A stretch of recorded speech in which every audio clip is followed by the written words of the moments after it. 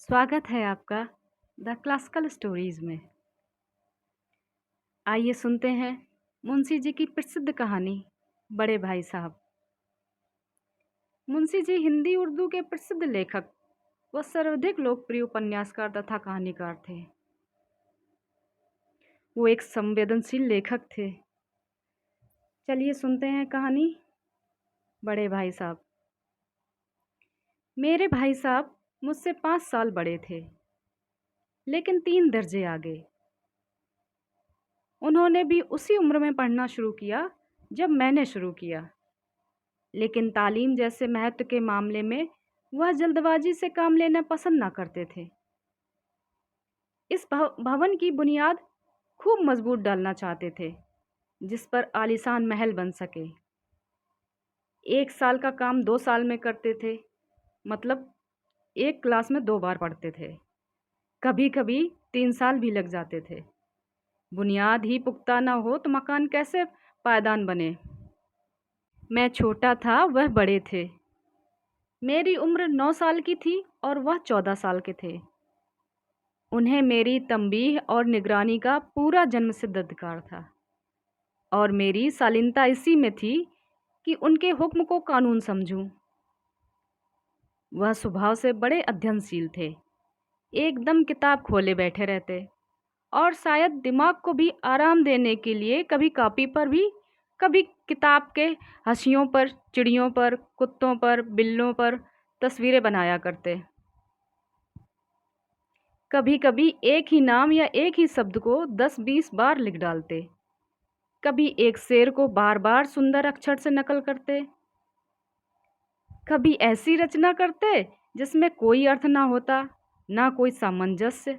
मसलन एक बार उनकी कॉपी पर मैंने यह इबारत देखी, स्पेशल अमीना भाइयों भाइयों पर, दरअसल भाई भाई, राधेश्याम, श्रीयुक्त राधेश्याम। 1 घंटे तक। इसके बाद एक आदमी का चेहरा बना हुआ था। मैंने चेष्टा की कि इस पहेली का कोई अर्थ निकालूं, लेकिन असफल रहा, और उनसे पूछने का साहस न हुआ। वह 9वीं जमात में थे और मैं 5वीं में। उनकी रचनाओं को समझना मेरे लिए छोटा मुंह बड़ी बात थी। मेरा जी पढ़ने में बिल्कुल न लगता था। 1 घंटा भी किताब लेकर बैठना मेरे लिए पहाड़ था। मौका पाते ही हॉस्टल से निकलकर मैदान में आ जाता और कंकरियां उछालने लगता।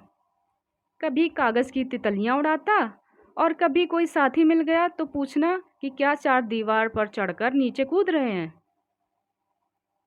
कभी फाटक पर वार, उसे आगे पीछे चलाते हुए मोटर कार का आनंद उठा रहे हैं। लेकिन कमरे में आते ही भाई साहब का रौद्र रूप देखकर प्राण सूख जाते। उनका पहला सवाल होता, कहाँ थे? हमेशा यही सवाल इसी ध्वन में पूछा जाता था, और इसका जवाब मेरे पास केवल मौन था। न जाने मुंह में यह बातें क्यों ना निकलती थीं कि जरा बाहर खेल रहा था।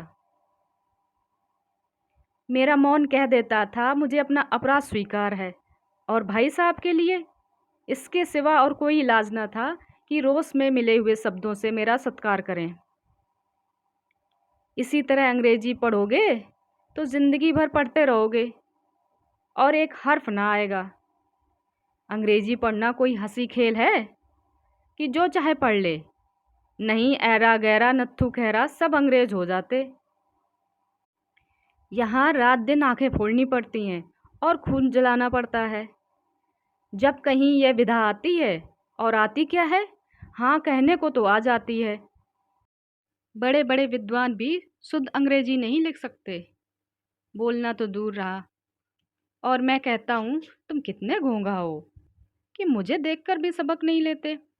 मैं कितनी मेहनत करता हूँ, तुम अपनी आंखों से देखते हो। अगर नहीं देखते तो तुम्हारी आंखों का कसूर है, और तुम्हारी बुद्धि का भी। इतने मेले तमाशे होते हैं, मुझे कभी देखा जाते हुए? रोज ही क्रिकेट और हॉकी मैच होते हैं, मैं पास नहीं फटकता, हमेशा पढ़ता रहता हूँ। उस पर भी एक एक दर्जे में 2-2 साल लगते हैं। फिर तुम कैसे आशा करते हो कि तुम यूं ही खेल कूद कर वक्त गवाकर पास हो जाओगे। मुझे तो 2-3 साल ही लगते हैं। तुम तो उम्र भर इसी इसी क्लास में पड़े सड़ते रहोगे। अगर तुम्हें इसी तरह उम्र गंवानी है तो बेहतर है घर चले जाओ और मज़े से गुल्ली डंडा खेलो। दादा की गाड़ी कमाई के रुपए क्यों बर्बाद करते हो? मैं यह लताड़ सुनकर आंसू बहाने लगता। जवाब ही क्या था? अपराध तो मैंने किया, लताड़ कौन सा है? भाई साहब उपदेश की कला में बहुत निपुण थे। ऐसी ऐसी लगती बातें कहते, ऐसे ऐसे सूक्त बात चलाते कि मेरे जिगर के टुकड़े हो जाते और हिम्मत भी टूट जाती। इस तरह जान तोड़कर मेहनत करने की शक्ति मैं अपने आप में ना पाता था और उस निराशा में जरा देर के लिए मैं सोचने लगता, क्यों ना घर चला जाऊं। जो काम मेरे बूते से बाहर है उसमें हाथ डालकर अपनी जिंदगी क्यों खराब करूं। मुझे अपना मूर्ख रहना मंजूर था, लेकिन उतनी मेहनत से मुझे तो चक्कर आ जाता था। लेकिन घंटे 2 घंटे बाद निराशा के बादल छट जाते और मैं इरादा करता कि आगे से खूब जी लगा कर पढ़ूंगा। चटपट एक टाइम टेबल बना डालता, बिना पहले से नक्शा बनाए, बिना कोई स्कीम तैयार किए। काम कैसे शुरू करूं? टाइम टेबल में खेल कूद बिल्कुल उड़ जाता। प्रातःकाल उठना, 6 बजे मुंह हाथ धोना, नाश्ते पर बैठना, 6 से 8 तक अंग्रेजी, 8 से 9 तक हिसाब, 9 से 9:30 तक इतिहास, फिर भोजन और स्कूल। 3:30 बजे स्कूल से वापस होकर आधा घंटा आराम, 4 से 5 तक भूगोल और 5 से 6 तक ग्रामर। आधा घंटा हॉस्टल के सामने टहलना, 6:30 से 7 तक अंग्रेजी, फिर भोजन करके 8 से 9 तक अनुवाद, 9 से 10 तक हिंदी, 10 से 11 तक विविध विषय, फिर विश्राम। मगर टाइम टेबल बना लेना एक बात और उस पर अमल करना दूसरी बात। पहले ही दिन से उसकी अवहेलना शुरू हो जाती। मैदान की वह सुखद हरियाली, हवा के वह हल्के हल्के झोंके, फुटबॉल की उछल कूद, कबड्डी के वह दांव पेच, वह तेजी और फुर्ती मुझे अज्ञात और अनिवार्य रूप से खींच ले जाती। वहां जाते ही मैं सब कुछ भूल जाता। वह जानलेवा टाइम टेबल, वह ऑक्सफोर्ड किताबें, पुस्तकें किसी की याद में ना रहती। और फिर और फिर भाई साहब को नसीहत और फजीहत का अवसर मिल जाता। मैं उनके साए से भागता, उनकी आंखों से दूर रहने की चेष्टा करता। कमरे में इस तरह दबे पांव आता कि उन्हें खबर ना हो। उनकी नज़र मेरी ओर उठी और मेरे प्राण निकले। हमेशा सिर पर नंगी तलवार सी लटकती महसूस होती। फिर भी जैसे मौत और विपत्ति के बीच में ही आदमी मोह और माया के बंधन में जकड़ा रहता है, मैं फटकार और घुड़कियां खाकर भी खेल कूद का तिरस्कार ना कर सकता था। सालाना इम्तिहान हुआ, भाई साहब फेल हो गए, मैं पास हो गया और दर्जे में प्रथम आया। मेरे और उनके बीच केवल 2 साल का अंतर रह गया। जी में आया भाई साहब को आड़े हाथों लूं। आपकी वह घोर तपस्या कहाँ गई? मुझे देखिए, मजे से खिलता भी रहा और दर्जे में अव्वल भी हूँ। लेकिन वह इतने दुखी और उदास थे कि मुझे उनसे दिली हमदर्दी हुई और उनके घाव पर नमक छिड़कने का विचार लज्जास्पद जान पड़ा। हाँ, अब मुझे अपने ऊपर कुछ अभिमान जरूर हुआ और आत्मभान भी बढ़ा। भाई साहब का वह रूप अब मुझ पर ना रहा। आज़ादी से खेलकूद में शरीक होने लगा। दिल मजबूत था। अगर उन्होंने फिर मेरी फजीयत की तो साफ ही कह दूंगा, आपने अपना खून जलाकर कौन सा तीर मार लिया। मैं तो खेलते कूदते दर्जे में अव्वल आ गया। जवाब से यह हेकड़ी जताने का साहस न होने पर भी मेरे रंग ढंग से साफ जाहिर होता था कि भाई साहब का वह आतंक अब मुझ पर नहीं। भाई साहब ने इसे भांप लिया और एक दिन जब मैं भोर का सारा समय गुल्ली डंडा की भेंट करके ठीक भोजन के समय लौटा तो भाई साहब ने मानो तलवार खींच ली और मुझ पर टूट पड़े। देखता हूँ इस साल पास हो गए और दर्जे में अव्वल भी आ गए। तो तुम्हारे दिमाग खराब हो गए। मगर भाईजान, घमंड तो बड़े बड़ों का नहीं रहा। तुम्हारी क्या हैसियत है? इतिहास में रावण का हाल तो पढ़ा ही होगा। उसके चरित्र से तुमने कौन सा उपदेश लिया, या यूं ही पढ़ गए? महज इम्तिहान पास कर लेना कोई चीज नहीं। असल चीज बुद्धि का विकास। जो कुछ पढ़ो उसका अभिप्राय समझो। रावण भूखंड का स्वामी था। ऐसे राज्यों को चक्रवर्ती कहते हैं। आजकल अंग्रेजों के राज्य का विस्तार बहुत बढ़ा हुआ है, पर इन्हें चक्रवर्ती नहीं कह सकते। संसार में अनेकों राष्ट्र अंग्रेजों का आधिपत्य स्वीकार नहीं करते, बिल्कुल स्वाधीन है। रावण चक्रवर्ती था। संसार के सभी महब उसे कर देते थे। बड़े बड़े देवता उसकी गुलामी करते थे। आग और पानी के देवता भी उसके दास थे। मगर उसका अंत क्या हुआ? घमंड ने उसका नाम निशान मिटा दिया। कोई उसे एक चिल्लू पानी देने वाला भी न बचा। आदमी जो कुकर्म चाहे करे, पर अभिमान न करे। इतराए नहीं, अभिमान किया और दीन दुनिया से गया। शैतान का हाल भी पढ़ा ही होगा। उसे यह अनुमान हुआ था कि ईश्वर का उससे बढ़कर सच्चा भक्त कोई है ही नहीं। अंत में यह हुआ कि स्वर्ग से नरक में ढकेल दिया गया। साहेरूम ने भी एक बार अहंकार किया था, भीख मांग मांग कर मर गया। तुमने तो अभी केवल एक दर्जा पास किया है, और अभी से तुम्हारा सिर फिर गया। तब तो तुम आगे बढ़ चुके। यह समझ लो कि तुम अपनी मेहनत से पास नहीं हुए। अंधे के हाथ बटेर लग गई। मगर बटेर केवल एक बार ही हाथ लगती है, बार बार नहीं। कभी कभी गुल्ले डंडे में अंधा चोट निशाना पड़ जाता है। उससे कोई सफल खिलाड़ी नहीं हो जाता। सफल खिलाड़ी वह है जिसका कोई निशान खाली न जाए। मेरे फेल होने पर ना जाओ। मेरे दर्जे में आओगे तो दांतों पसीना आएगा। जब अलजबरा और ज्योमेट्री के लोहे के चने चबाने पड़ेंगे और इंग्लिस्तान का इतिहास पढ़ना पड़ेगा।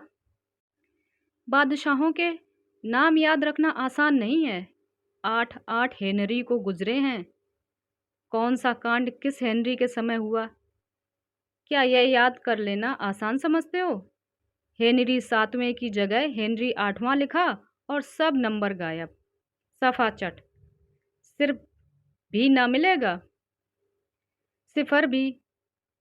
हो किस ख्याल में? दर्जनों तो जेम्स हुए, दर्जनों विलियम्स।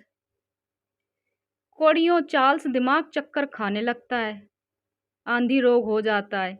इन अभागों को नाम भी ना जुड़ते थे। एक ही नाम के पीछे दो यम तेयम पंचम लगाते। अरे मुझसे पूछते तो 10 लाख नाम बता देता। और ज्योमेट्री तो बस खुदा की पनाह। आबा जा की जगह आजाबा लिखा तो सारे नंबर कट गए। कोई इस निर्दयी से पूछता क्यों नहीं, आखिर आबा जा और आजाबा में क्या फर्क है? और व्यर्थ की बात के लिए क्यों छात्रों का खून करते हो? दाल भात रोटी खाई या भात दाल रोटी खाई, इसमें क्या रखा है? मगर इन परीक्षकों को क्या परवाह। वह तो वही देखते हैं जो पुस्तक में लिखा हो। चाहते हैं कि लड़का अक्षर रट रट कर डाले, और इसी रटंत का नाम शिक्षा रख छोड़ा है। आखिर इन बेसिर पैरों की बातों को पढ़ने से क्या फायदा? इस रेखा पर लम्ब गिरा दो तो आधार लम्ब से दोगुना होगा। पूछिए इससे प्रयोजन क्या है? दोगुना नहीं 4 गुना हो जाए, या आधा ही रह जाए, मेरी बला से।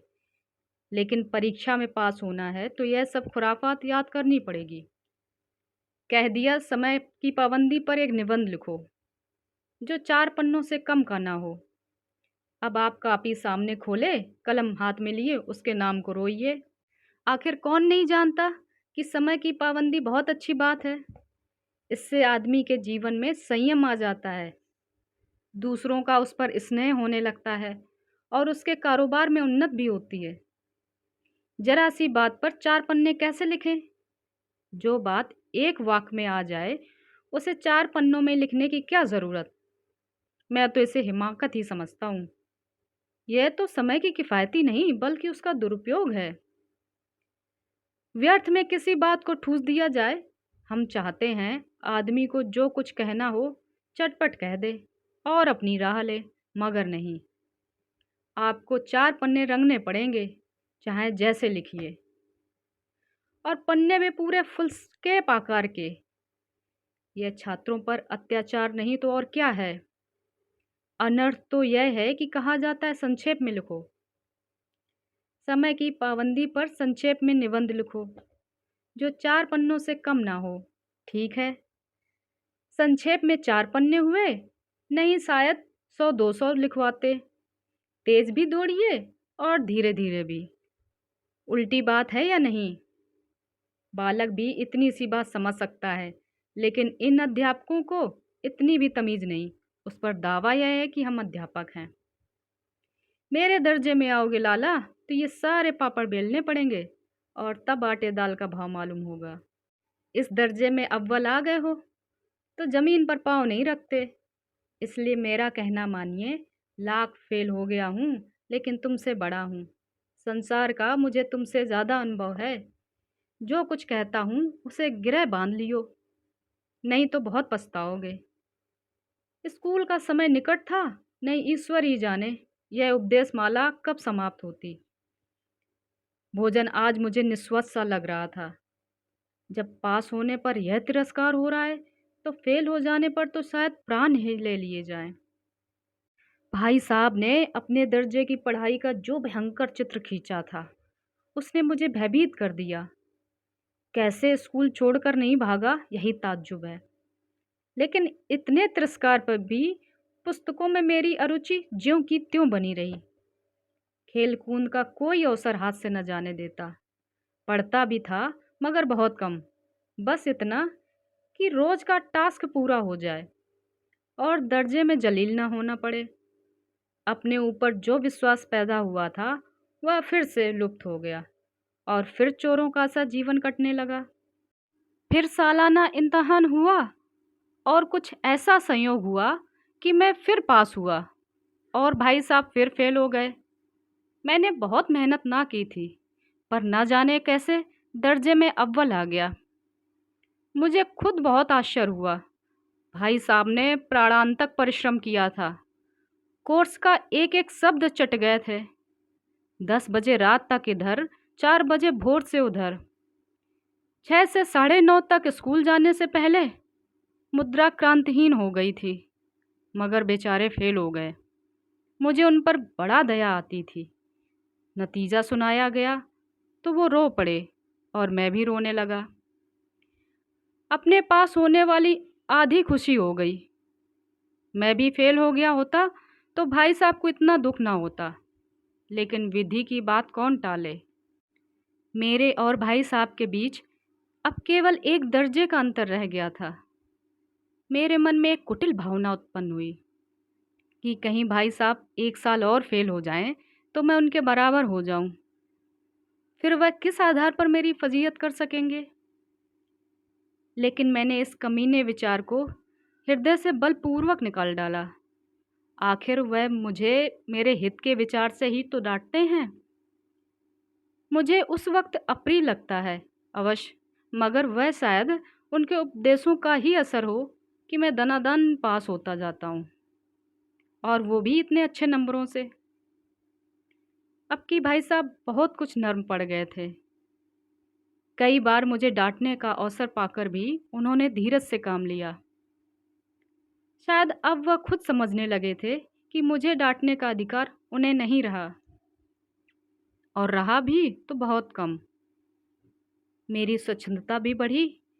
मैं उनका सहिष्णुता का अनुचित लाभ तो नहीं उठाता। मुझे कुछ ऐसी धारणा हुई कि मैं तो पास हो ही जाऊंगा, पढ़ूं या ना पढ़ूं। ये तकदीर बलवान है। इसलिए भाई साहब के डर से जो थोड़ा बहुत पढ़ लिया करता था वह भी बंद हुआ। मुझे कनकौवे उड़ाने का नया शौक पैदा हो गया और अब सारा समय पतंगबाजी की ही भेंट होता था। फिर भी मैं भाई साहब का अदब करता था और उनकी नज़र बचाकर कनकौवे उड़ाता था। मांझा देना, कन्ने बांधना, पतंग टूर्नामेंट की तैयारियां आदि समस्याएं अब गुप्त रूप से हल की जाती थी। भाई साहब को यह संदेह न करने देता कि उनका सम्मान और लिहाज अब मेरी नज़रों में कम हो गया है। एक दिन संध्या समय हॉस्टल से दूर में एक कनकौवा लूटने बेतहासा दौड़ा जा रहा था। आंखें आसमान की ओर थीं और मन में उस आकाशगामी पथिक की ओर जो मंद गति से झूमता पतन की ओर चला जा रहा था। मानो कोई आत्मा स्वर्ग से निकलकर विरक्त मन से नए संस्कार ग्रहण करने जा रही हो। बालकों की एक पूरी सेना लग गई और झड़दार बांस लिए उनका स्वागत करने दौड़ी। किसी को अपने आगे पीछे की खबर न थी। सभी मानो उस पतंग के साथ आकाश में उड़ रहे थे, जहाँ सब कुछ समतल है। ना मोटर कारें हैं, ना ट्रम है और ना ही गाड़ियाँ। सहसा भाई साहब से मेरी मुठभेड़ हो गई, जो शायद बाजार से लौट रहे थे। उन्होंने वहीं मेरा हाथ पकड़ लिया और उग्र भाव से बोले, इन बाजारी लौंडों के साथ ढेले के कनकौवे के लिए दौड़ते तुम्हें शर्म नहीं आती? तुम्हें इसका भी कुछ लिहाज नहीं कि अब नीची जमात में नहीं हो, बल्कि 8वीं जमात में आ गए हो और मुझसे केवल 1 दर्जा नीचे हो। आखिर आदमी को कुछ तो अपनी पोजीशन का ख्याल रखना चाहिए। एक ज़माना था कि लोग 8वां दर्जा पास करके नायब तहसीलदार हो जाते थे। मैं कितने ही मिडिलचियों को जानता हूँ जो आज अव्वल दर्जे के डिप्टी मजिस्ट्रेट हैं। कितने ही 8वीं जमात वाले हमारे लीडर और समाचार पत्रों के संपादक हैं। बड़े बड़े विद्वान उनकी माहतमी में काम करते हैं और तुम उसी 8वें दर्जे में आकर बाजारी लौंडों के साथ कनकौवे के लिए दौड़ रहे हो। मुझे तुम्हारी इस कमकली पर दुख होता है। तुम जहीन हो, इसमें शक नहीं, लेकिन वह जहन किस काम का जो हमारे आत्मगौरव की हत्या कर डाले। तुम अपने दिल में समझते होगे कि मैं भाई साहब से महज 1 दर्जा नीचे हूँ और अब मुझे सब कुछ करने का हक है, लेकिन यह तुम्हारी गलती है।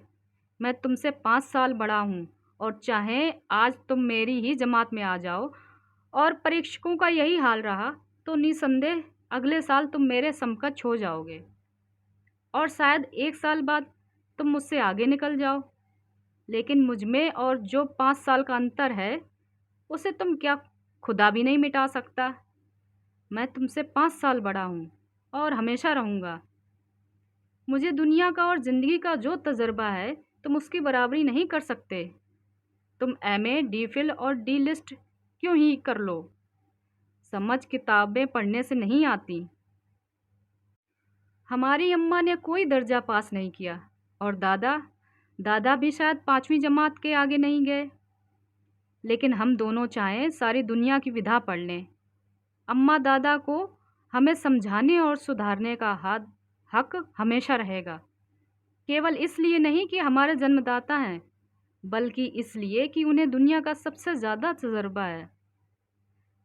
अमेरिका में किस जगह के किस राज्य व्यवस्था और 8वें हेनरी ने कितने विवाह किए, आकाश में कितने नक्षत्र हैं, यह बातें चाहे शायद उन्हें ना मालूम हो, लेकिन हजारों ऐसी बातें होंगी जिनका ज्ञान उन्हें हमसे तुमसे ज़्यादा है। दैव ना करे आज मैं बीमार हो जाऊं तो तुम्हारे हाथ पांव फूल जाएंगे। दादा को तार देने के सिवा तुम्हें और कुछ ना सूझेगा। लेकिन तुम्हारी जगह अगर दादा हो तो किसी को तार ना देंगे, ना घबराएंगे और ना ही बदहवास होंगे। पहले खुद मर्ज पहचान कर इलाज करेंगे, उसमें सफल ना हुए तो किसी डॉक्टर को बुलाएंगे। बीमारी तो खैर बड़ी चीज़ है, हम तुम तो इतना भी नहीं कर सकते कि महीने भर का महीने भर चला लें। जो कुछ दादा भेजते हैं उसे हम 20-22 दिन तक खर्च कर डालते हैं और पैसे पैसे को मोहताज हो जाते हैं। नाश्ता बंद हो जाता है और धोबी और नाई से मुंह चुराने लगते हैं। लेकिन जितना आज हम और तुम खर्च कर रहे हैं उसके आधे में दादा ने अपनी उम्र का बड़ा भाग इज्जत और नेकनामी के साथ निभाया है और एक कुटुंब का पालन किया है जिसमें सब मिलकर 9 आदमी थे। अपने हेडमास्टर साहब को ही देख लो, एमए है कि नहीं, और यहाँ के एमए नहीं, ऑक्सफोर्ड के 1000 रुपये पाते हैं। लेकिन उनके घर का इंतज़ाम कौन करता है? उनकी बूढ़ी माँ। हेड मास्टर साहब की डिग्री यहाँ बेकार हो गई। पहले खुद घर का इंतज़ाम करते थे, खर्च पूरा ना पड़ता था, हमेशा कर्जदार रहते थे। जब से उनकी माताजी ने प्रबंध अपने हाथ में लिया है, घर में जैसे लक्ष्मी आ गई। तो भाईजान, ये ज़रूर दिल से निकाल डालो कि तुम मेरे समीप आ गए हो और अब स्वतंत्र हो। मेरे देखते तुम बेराह नहीं चल पाओगे। अगर यूं ना मानोगे तो मैं थप्पड़ का भी प्रयोग कर सकता हूँ। मैं जानता हूँ तुम्हें मेरी बातें जहर लग रही हैं। मैं उनकी नई युक्ति से नतमस्तक हो गया। मुझे आज सचमुच अपनी लघुता का अनुभव हुआ और बड़े भाई साहब के प्रति मेरे तन में श्रद्धा उत्पन्न हुई। मैंने सजल आंखों से कहा, हरगिज नहीं, आप जो कुछ फरमा रहे हैं वह बिल्कुल सच है और आपको कहने का अधिकार है। भाई साहब ने मुझे गले लगा लिया और कनकौवे उड़ाने को भी नहीं मना करता। मेरा जी ललचाता है, लेकिन क्या करूं? खुद बेराह चलूंगा तो तुम्हारी कैसे रक्षा करूंगा? यह कर्तव्य भी तो मेरे सिर पर है। संयोग से उसी वक्त एक कटा हुआ कनकौवा हमारे ऊपर से गुजरा। उसकी डोर लटक रही थी। लड़कों का एक गोल पीछे पीछे दौड़ा चला जाता था। भाई साहब लंबे हैं, उछलकर उसकी डोर पकड़ ली और बेतहाशा हॉस्टल की तरफ दौड़े। मैं पीछे पीछे दौड़ रहा था। अभी आप सुन रहे थे मुंशी प्रेमचंद जी की कहानी बड़े भाई साहब। कहानी पसंद आई हो तो लाइक करें और चैनल को सब्सक्राइब करें।